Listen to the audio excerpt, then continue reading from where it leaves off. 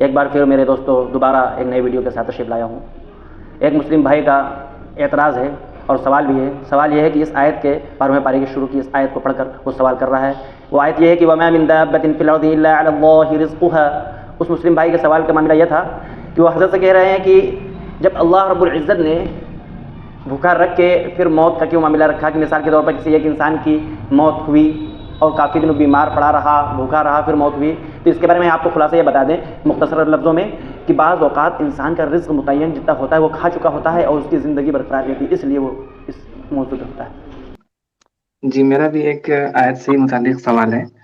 سوال یہ ہے کہ جی وما من دابۃ فی الارض الا علی اللہ رزقها.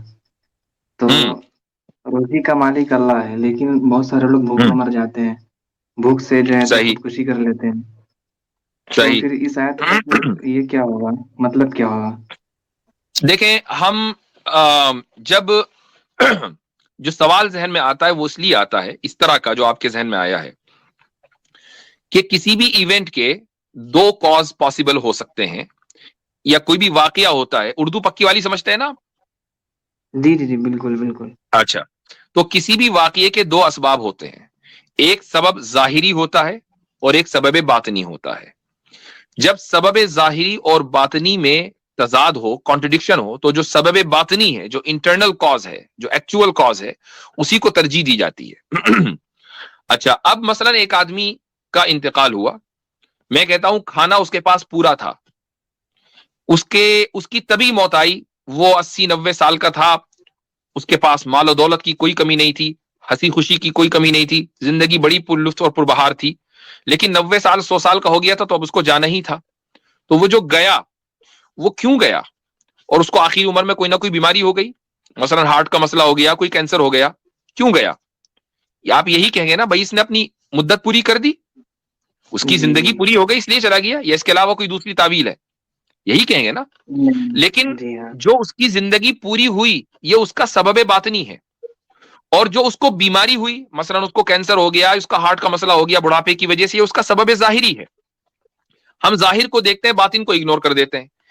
جس طریقے سے 90 سال کے ایک آدمی کی زندگی پوری ہوئی اور اس وجہ سے اس کو بیماریاں ہو گئیں اور بیماریوں کے نتیجے میں وہ مر گیا, ایک آدمی مثلا بھوک مری کا شکار ہو کر خودکشی کر لیتا ہے, تو خودکشی کرنا اس کا سبب ظاہری ہے, لیکن سبب باطنی یہ ہے کہ اس کی مدت اللہ تعالیٰ نے لکھی اتنی تھی, عمر ہی اتنی تھی.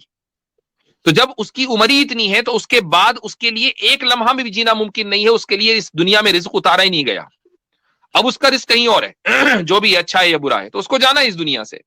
تو ہم سبب باطنی کو دیکھیں وہ اسٹرانگر ہے, سبب ظاہری محض ظاہر کا معاملہ ہے, اور جب دونوں کے درمیان کانٹرڈکشن ہوتا ہے تو سبب باطنی راجح ہوتا ہے, پریفرڈ ہوتا ہے سبب ظاہری کے اوپر. ٹھیک ہے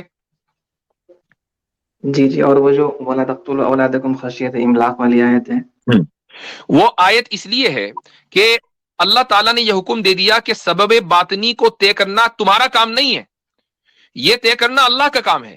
ایک آدمی جب اپنی اولاد کو بھوکمری کے خوف سے قتل کر رہا ہے تو دراصل وہ سبب اور مسبب کا پورا نظام اپنے ہاتھ میں لینا چاہتا ہے.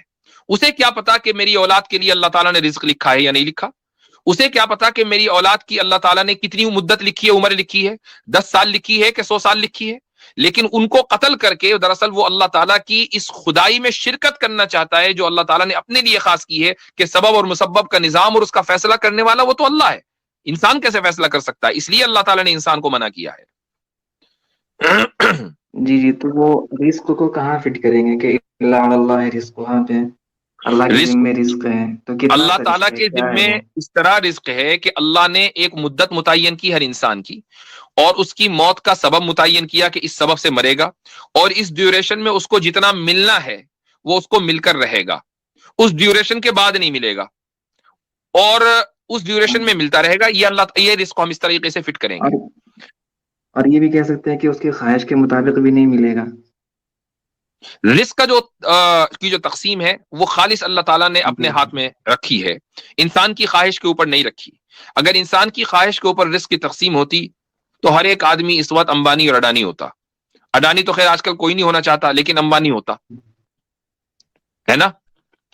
جی میری طرف سے ایلن ٹھیک ہے مسک رکھ مفتی لیں. صاحب. ایلن مسک کر لیں, ٹھیک ہے. چلے صحیح ہے چلیں۔ جزاک